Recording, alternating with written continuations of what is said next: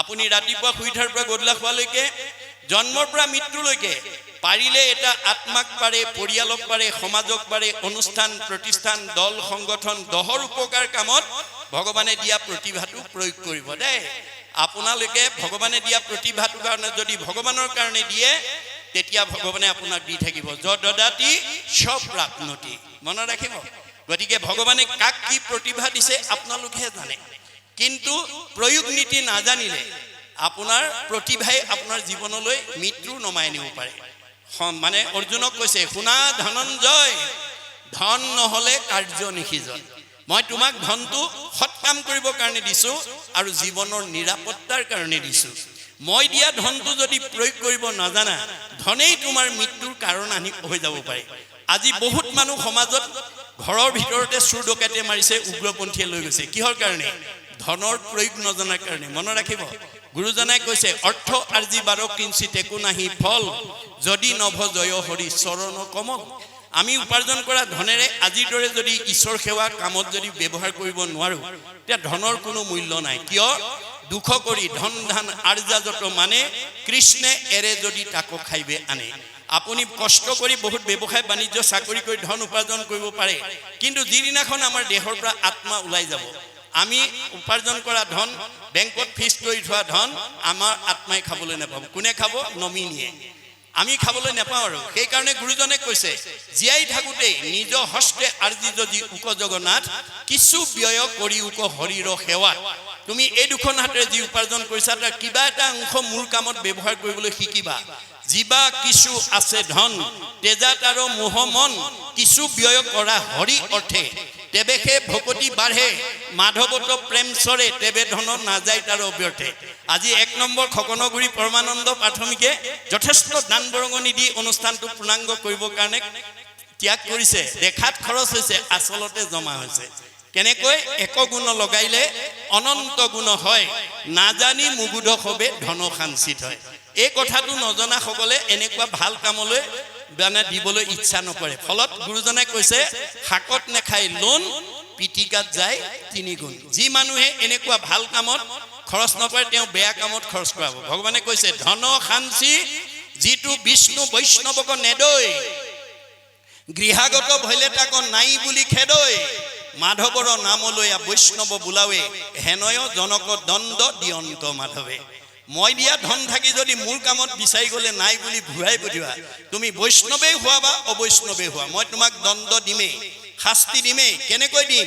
নহি চুৰে নেই নহি অগ্নিয়ে দহয়, নহি দণ্ড বন্ধ হুইয়া ৰাজাই লয়। তোমাৰ ধনটো হয় চুৰ ডকাইত উগ্ৰপন্থীৰ দ্বাৰা লৈ যাম, নহয় জুয়ে পুৰিব, নহয় আকস্মিক দুৰ্ঘটনা বেমাৰ আজাৰ হৈ ডাক্তৰে খাব, নহয় কাজিয়া পেচাল লাগি কেছ মামলা লাগি পুলিচে খাব, সিমানতো ৰেহাই নিদিওঁ। হাঁ ধন বুলি পাছে কান্দে ৰাও বান্ধি, ঘৰে ঘৰে ভিক্ষা মাগে কৃষ্ণ কৃষ্ণ বুলি।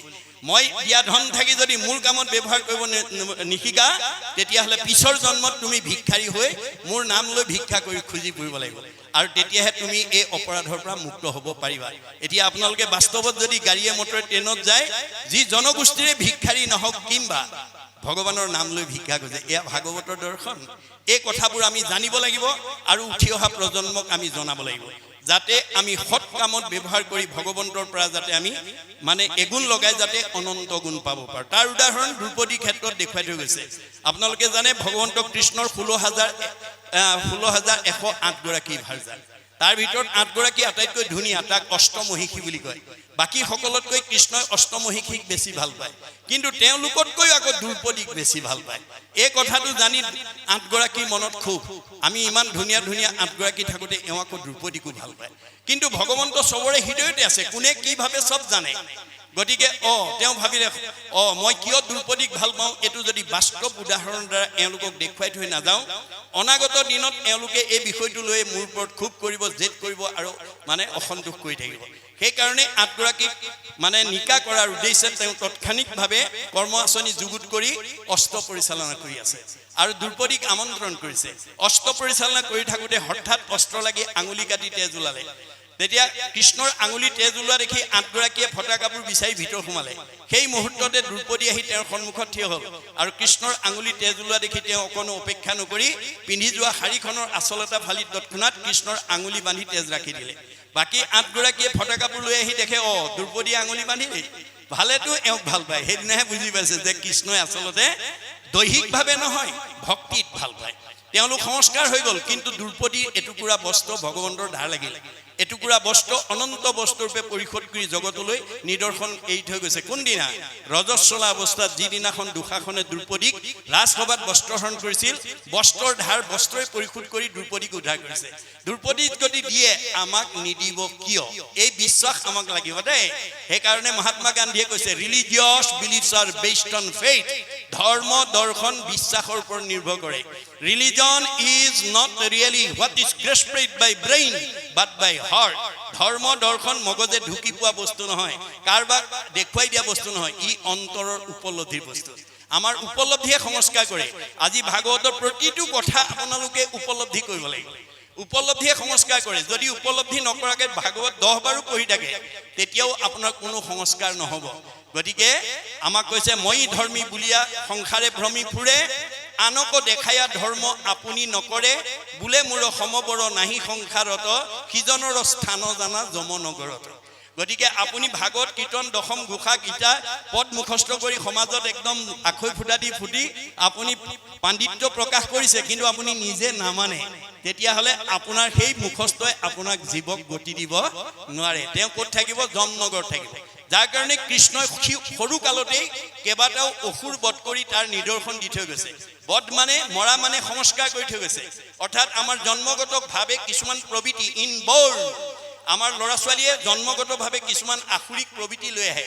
সেইবিলাক মাক বাপেকেহে জানিব তেওঁ কেনেকুৱা আসুৰিক প্ৰবৃত্তি আছে। অলপতে খং উঠে, অলপতে অসন্তোষ, পঢ়া শুনা নকৰে, ধেমালিত মন নিবে, কাজিয়া পেচাল কৰি ভাল পায় ইত্যাদি ইত্যাদি। সেইখিনি মাক বাপেকেহে জানিব। গতিকে সেই সৰু কালতে যদি সেই প্ৰবৃত্তিবিলাকক মাৰি নলয়, মাৰা মানে সংস্কাৰ কৰি নলয়, তেতিয়াহ'লে তেওঁ কেতিয়াও ভৱিষ্যত ভাল সন্তান হ'ব নোৱাৰে। সেইকাৰণে তেওঁ সৰু কালতে মাৰিছিল কাৰণেহে তেওঁ 7-8 বছৰ বয়সত মানে ব্ৰজৰ গোপীসকলৰ লগত মহাৰাস কৰিবলৈ সক্ষম হৈছিল। ৰাস মানে ৰসই এবছৰ ৰাস। আজি আমি এতিয়া ৰাস কৰি আছো, আমি আত্মাই পৰমাত্মাৰ ৰস পান কৰি আছো, এইটোহে ৰাস।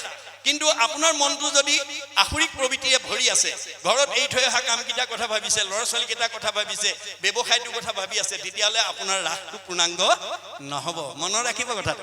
সেইকাৰণে তেওঁ বহু অসুৰৰ ভিতৰত অন্যতম অসুৰ আছিল বকাসুৰ। বক মানে বগলী, বাহিৰটো বগা কিন্তু ভিতৰত কপট ৰাখে, পানী জুৱলিত জোপ লৈ থাকে, মুখৰ আগত পালে থপকে ধৰে আৰু খায়। গতিকে আমাৰ কিছুমান মানুহ সাজে পোছাকে কথাই বতৰাই ধুনীয়া ভকত, অন্তৰত থাকে কপট, সুবিধা পালে সীমা ঠেলে, সুবিধা পালে স্বাৰ্থ আদায় কৰে। তেনেকুৱা স্বভাৱ লৈ যদি ভকতি কৰে আমি সেই ভকতিয়ে কেতিয়াও উদ্ধাৰ হ'ব নোৱাৰিম। সেইকাৰণে কৃষ্ণই বকাসুৰক কেনেকৈ মাৰিছে? দুফাল কৰি দিছে। দুফাল কৰি কিয় দিছে? যে তোমাৰ বাহিৰটো যেনেকুৱা বগা, ভিতৰটো তেনেকৈ বগা কৰি লোৱা।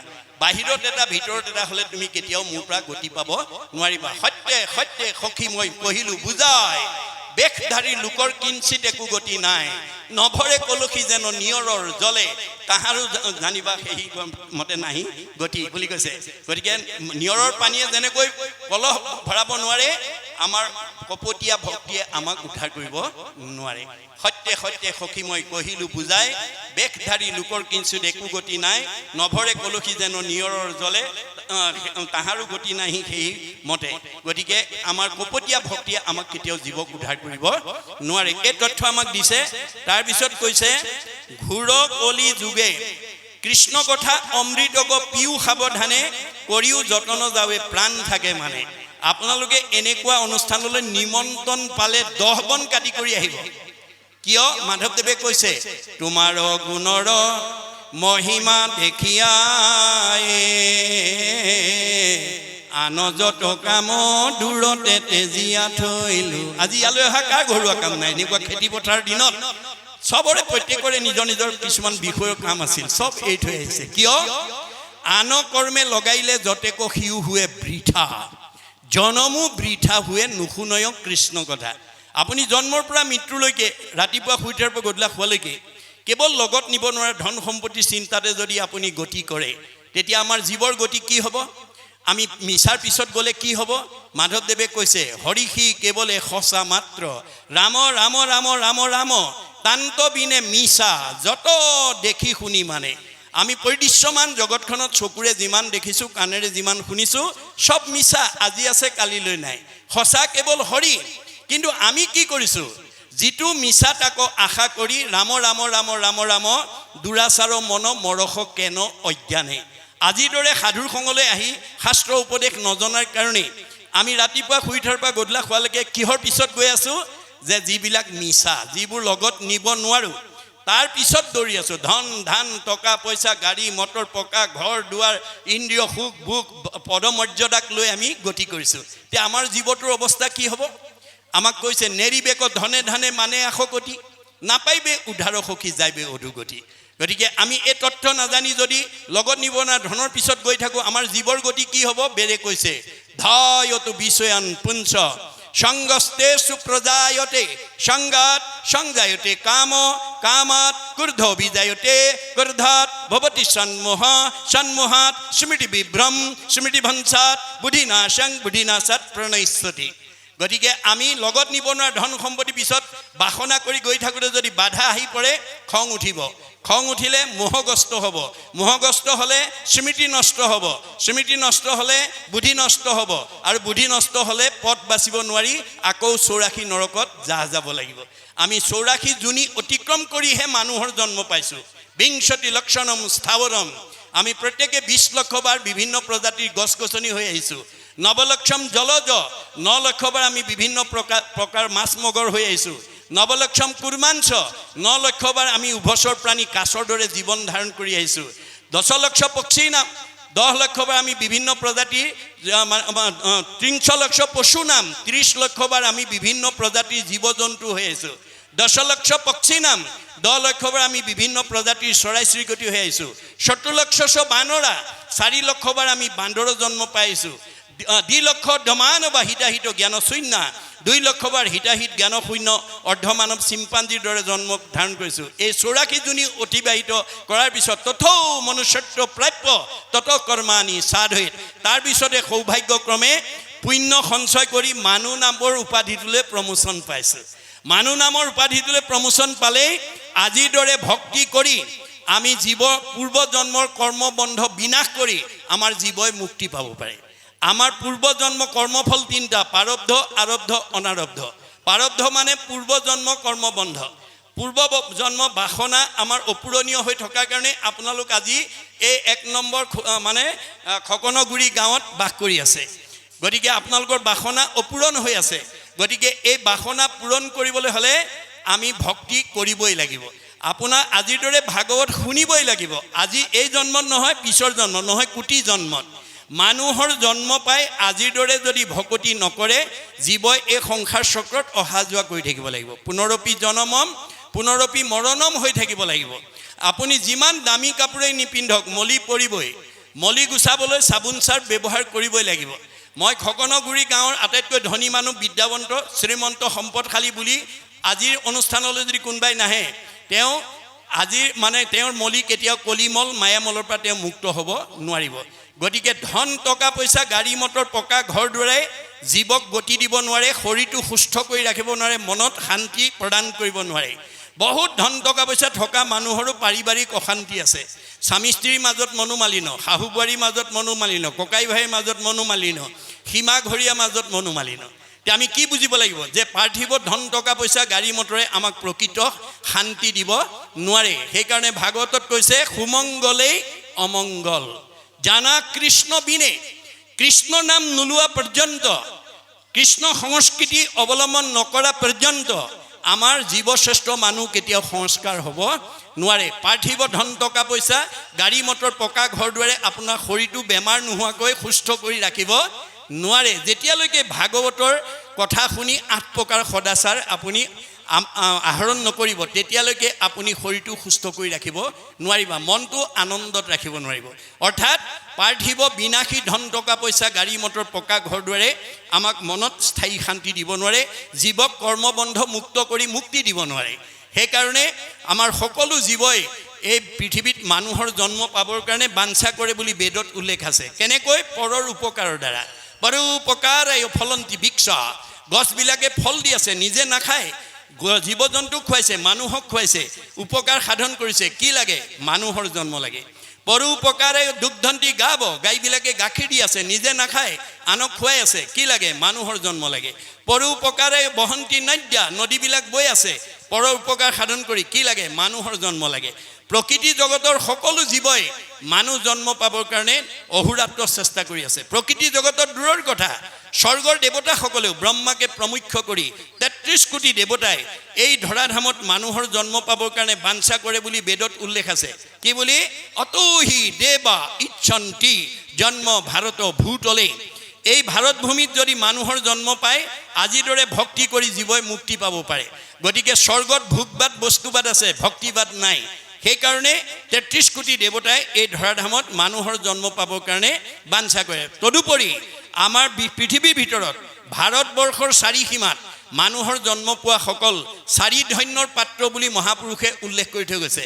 ধন্য ধন্য কলিকাল, ধন্য নৰ তনুভাল, ধন্য ধন্য ভাৰত বৰিষে, ধন্য ধন্য ৰাম নাম।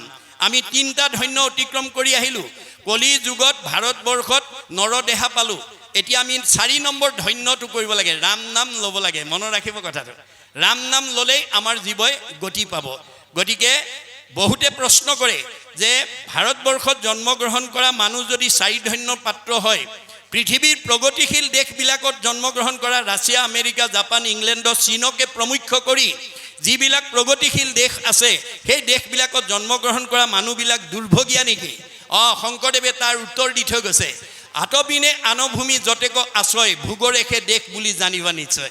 পৃথিৱীত যিমানবিলাক প্ৰগতিশীল দেশ আছে, চব ভোগবাদী আৰু বস্তুবাদী। ভক্তিবাদ কেৱল ভাৰতবৰ্ষত আছে।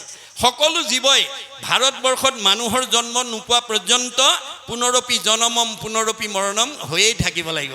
ভোগবাদ বস্তুবাদে জীৱক সংস্কাৰ কৰিব নোৱাৰে।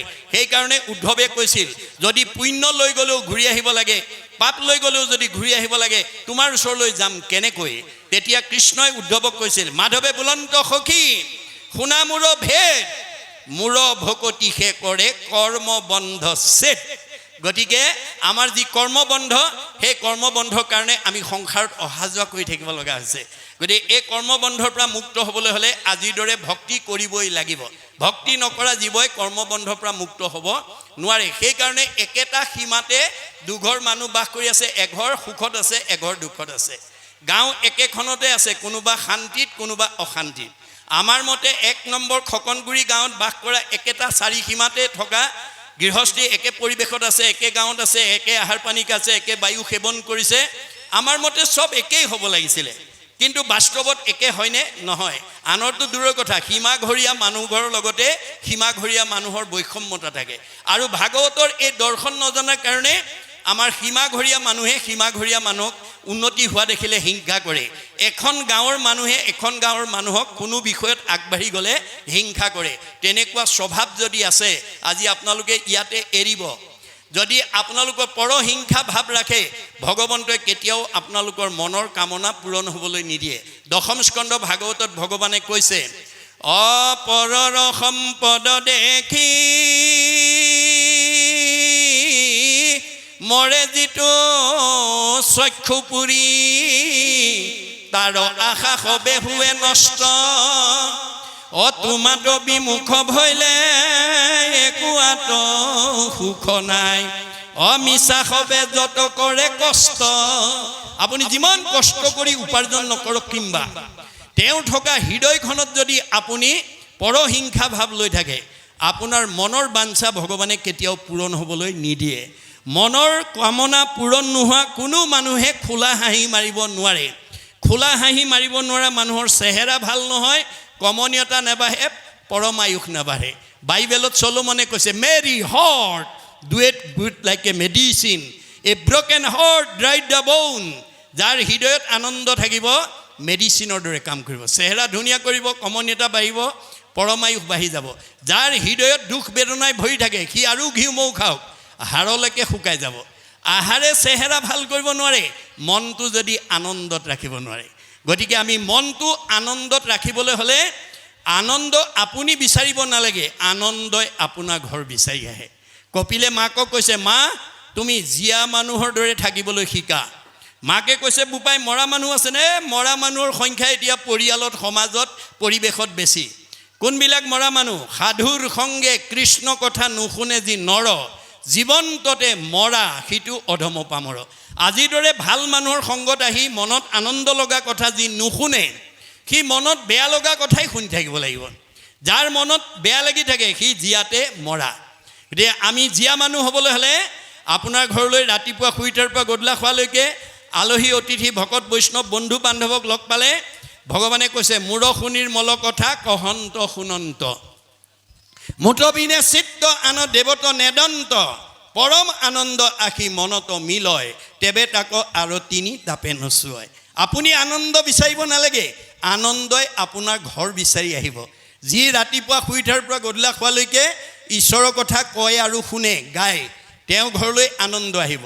এই তথ্য নাজানি আপোনাৰ ঘৰলৈ অহা আলহী অতিথি ভকত বৈষ্ণৱ বন্ধু বান্ধৱক লগ পালে যদি পৰচৰ্চা, পৰনিন্দা, পৰ সমালোচনা পাতে, আপোনাৰ সমালোচনাই যদি আনৰ অন্তৰত আঘাত দিয়ে, সমালোচনা কৰা দুজনৰ কি হ'ব? ভগৱানে কৈছে পাপায় পৰপীড়নম। আপুনি দুখ বিচাৰিব নালাগে, দুখ আপোনাৰ ঘৰলৈ নিজে আহিব, পাপ আপোনাৰ ঘৰলৈ নিজে আহিব। আপুনি কৰা আলোচনা সমালোচনাই যদি আনৰ অন্তৰত আঘাত দিয়ে, তেতিয়া আপোনাৰ ঘৰলৈ পাপ আহিব আৰু পাপ অহাৰ লগে লগে দুখ দুৰ্গতি নিজেই নামি আহিব। আপুনি মাতিব নালাগে, দুখ দুৰ্গতি নিজে আহিব। গতিকে এই স্বভাৱ এৰি আমি যাতে ভাগৱতৰ দৰ্শনৰ মাজেদি আগুৱাই যাব পাৰোঁ।